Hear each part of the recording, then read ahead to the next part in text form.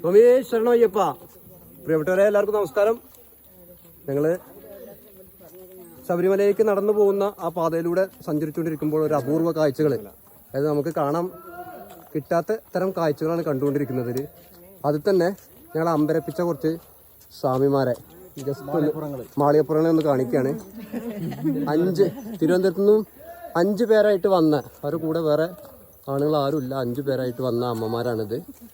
അവര് ഈ 54 കിലോമീറ്റർ ഈ കയറ്റിറക്കമുള്ള കഠിനമായിട്ടുള്ള പാതയിലൂടെ യാതൊരുവിധ സങ്കോചവുമില്ലാതെ സഞ്ചരിച്ചുകൊണ്ടിരിക്കുകയാണ്.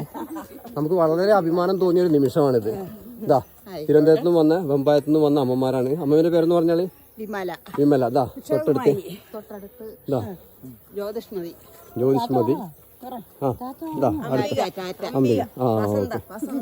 അതെ, ഇന്നത്തെ ലോകത്തിന് ഒരു പ്രചോദനം തന്നെയാണിത്. എല്ലാവരും മടിച്ചു നിൽക്കുന്ന ഈ സമയത്ത് വളരെ മനോഹരമായ രീതിയിൽ വളരെ സന്തോഷിച്ച് ആഹ്ലാദത്തോടു കൂടി മല കയറുന്ന ദൃശ്യമാണ് ഈ കാണുന്നത്. അത് അയ്യപ്പന്റെ അനുഗ്രഹമാണെന്ന് തന്നെയാണ് അവർ പറയുന്നത്.